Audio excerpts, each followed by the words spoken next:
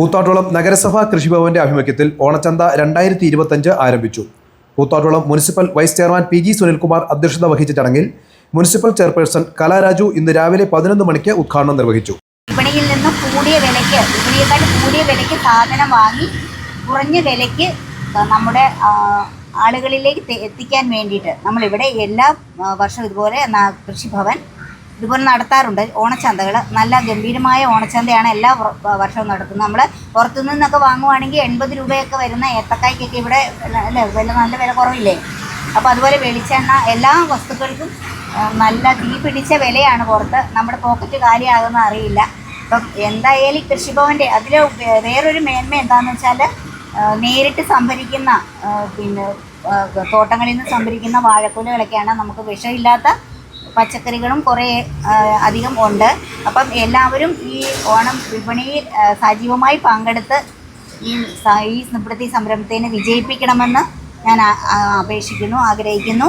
അതുപോലെ ഇതിൻ്റെ നമ്മുടെ ഇന്നത്തെ ഈ ഓണച്ചന്തയുടെ ഔപചാരികമായ ഉദ്ഘാടനം വിപണിയിലെ വലിയ വിധത്തിലുള്ള ഇടപെടൽ ആവശ്യമാണ്.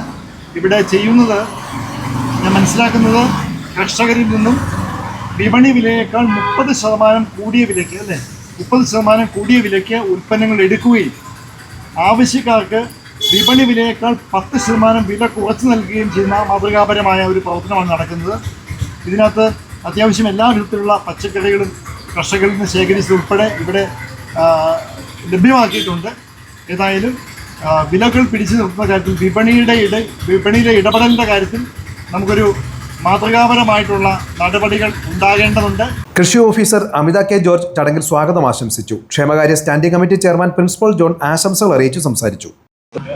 മലയാളികളുടെ കയ്യിൽ പണമുണ്ടെങ്കിലും ഇല്ലെങ്കിലും ഓണം അടിച്ചു പൊളിച്ച് ആഘോഷിക്കുക എന്നുള്ളത് എല്ലാവരും ചെയ്യുന്ന ഒരു കാര്യമാണ്. ഇപ്പോൾ വിപണിയിൽ ഏറ്റവും കൂടുതൽ വിൽപ്പന നടക്കുന്ന ഒരു കാലഘട്ടമാണ്. ആ സമയത്ത് നമ്മുടെ പച്ചക്കറി അടക്കമുള്ള കാർഷിക ഉൽപ്പന്നങ്ങൾ കർഷകരിൽ നിന്ന് നേരിട്ട് വാങ്ങി പൊതുജനങ്ങളിലേക്ക് നൽകുന്ന ഒരു സംവിധാനം ഇവിടെ കൃഷിഭവന്റെ നേതൃത്വത്തിൽ ഇന്ന് ഉദ്ഘാടനം ചെയ്യപ്പെട്ടിരിക്കുകയാണ്.